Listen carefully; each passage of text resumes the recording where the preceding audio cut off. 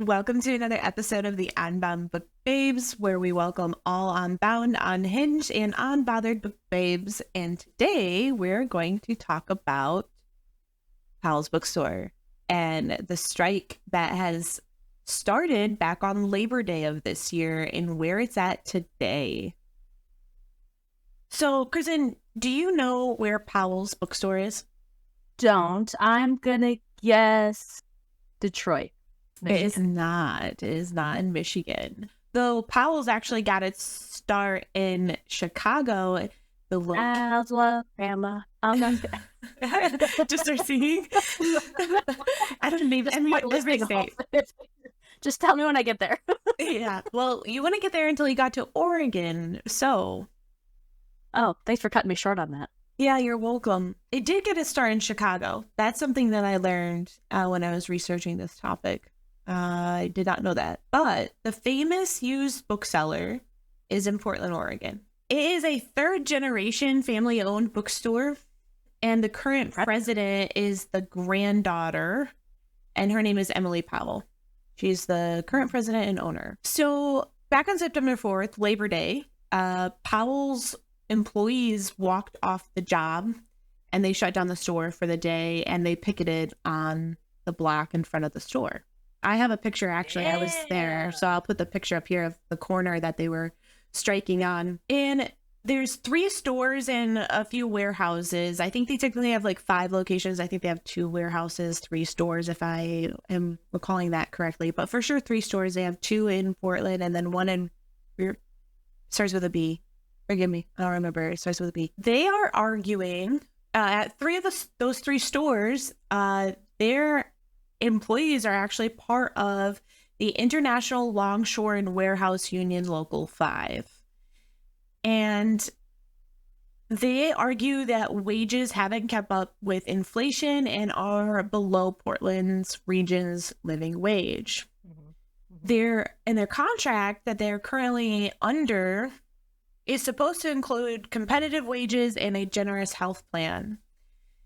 So since the strike, they have been in negotiations, the ILWU Local number 5 and the owners of Powell Bookstore. And the current employees' peak hourly rate is $19 per hour. And yeah. Wait, let me just run. How much is that annually? It's like $42,000 annually or $45,000 annually. At just 40 hours a week? I'm assuming so. 39, not even 40. Yeah. So. Oh, shit. You can't live anywhere for that. I know. And so, and we're talking like Portland, like greater Portland area. It's not inexpensive at all.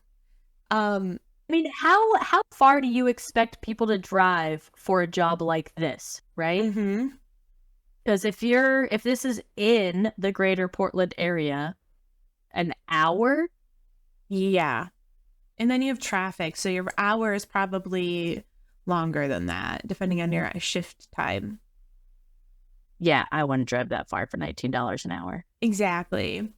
And so in the Multnomah County minimum livable wage right now is $21.85. So they're below the county's livable minimum wage. And that's the livable minimum wage for a individual, not even a family with children.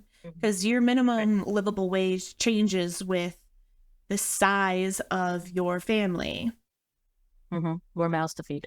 Exactly. And so affordable healthcare is on the table too in these negotiations and this bargaining that they're trying to do.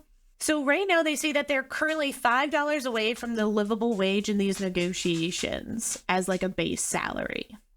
Where dollars away? So they're $5 away. So your peak at Powell's is $19 an hour. So the most you can make. Oh, so it's not what you're starting at. Not what you're starting at even. Oh, I totally misunderstood that. So starting. Oh, shit. Shit. Yeah, so they want the base salary to start at the minimum living wage for an individual, which I think is somewhat reasonable. Powell's argument has been Yeah, I know. Bella in the background. So cute. She's adorable. I'm just going to leave her there because it is what it is, guys. It's just the two of us right now in the house, so she's obsessed with being near, and I'm totally fine with that. Powell's argument is that they're doing what they can while remaining competitive. Powell's is a used bookstore, so yes, margins are low, but you have a cafe in there that rents from you. Then you are a destination bookstore. So you are literally a tourist attraction. Somebody's going to come and buy something. Oh, by the way, those workers that you aren't paying also design your merchandise that you sell in the store. So without them, you're not going to have your merchandise designers and idea submissions. You're not going to have anyone to fill out your plaque cards that are on your shelves saying why you should read this or giving a employee synopsis. You're not going to have the expertise in your travel department of somebody who's gone to all these other places across the world and helping somebody. Your people are what make your business go round. And if you are wanting to employ the right people to keep your expertise in your destination at a bookstore, what is that called? Niche, maybe? I don't even know. Aesthetic. Yep. You need to pay your people to be there. Here's the age-old question, right? Because a lot of business owners are like, my responsibility is to keep the business open and keep the business running. Are you telling me, but like, don't you have a responsibility to pay your employees a livable wage? Mm-hmm. Like, the whole idea is a fairness of trade, right?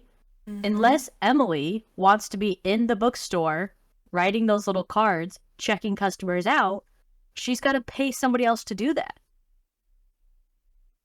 Like, that's the exchange. Either you can do it all by yourself, or you can pay somebody else to do it. But if you're going to hire somebody, you have a responsibility to pay them fairly for the amount of time that they're taking on.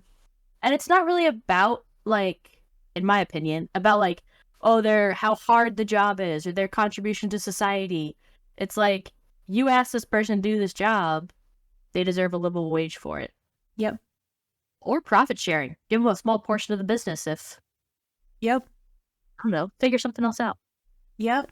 So right now, I think they've come to an agreement on the affordable health care part because they're just saying that right now they're missing one of those aspects that they wish to have, and they focused on the wage being the issue in all the research that I read. So there is a petition now on change.org. It's currently at 19,290 signatures out of 25,000.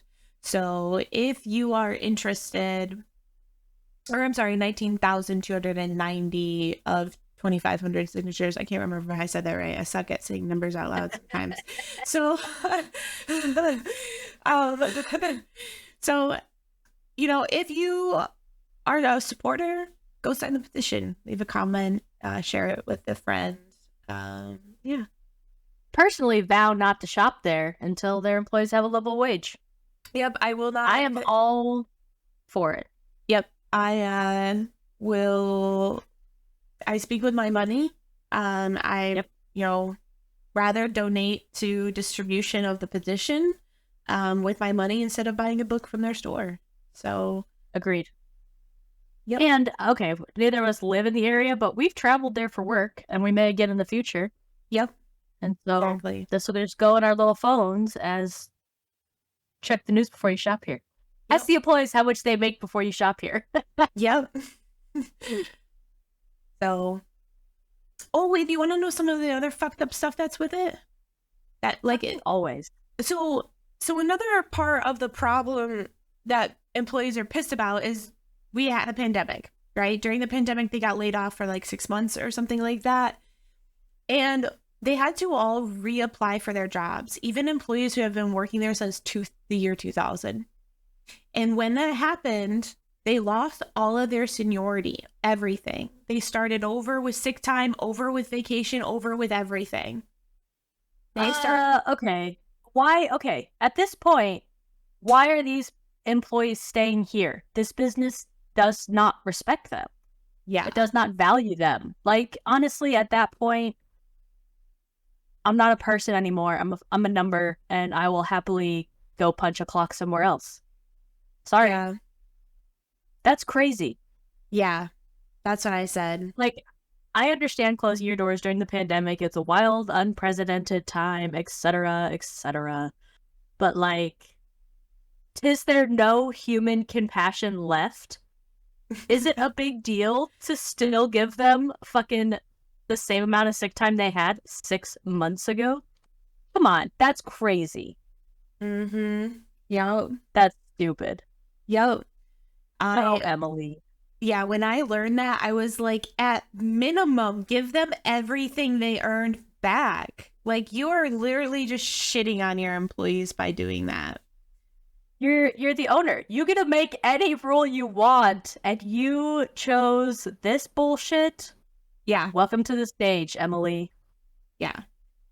Welcome to the show. You want to talk about canceled? That's it right there. That's a call for cancel culture. All 17 of our viewers are livid.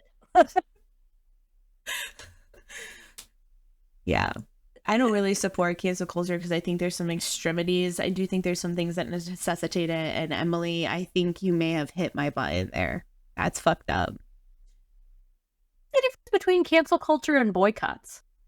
Is cancel culture forever and boycotts are until you get your shit together? Perhaps. Maybe that's it. Maybe that's the distinction. I don't know the difference. I feel like I'm sure there's some niche understanding I don't understand, but like it's the same thing. Boycott, cancel, same thing. I'll boycott anybody. I love boycotts. I'm here for all of the boycotts all the time. Like, you know how people are like, if my best friend doesn't like you, then I don't like you? I'm just like, hey man, I heard somebody's talking about how we're boycotting this company, and so I'm boycotting that company because I'm in. I love boycotts. They're my favorite thing in the whole world.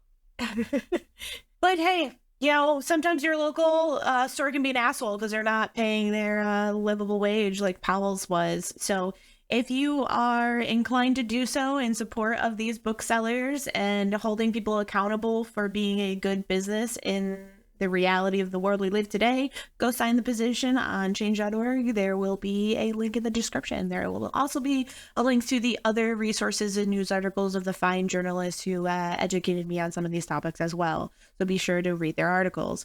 Have a great time, and we will see you next episode where we talk about Madame.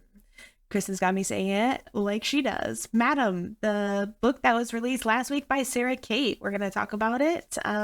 And we're also going to throw in a little bit of a review of the Salacious Players Club as we know it, because this was the end. All right. See you there. Bye.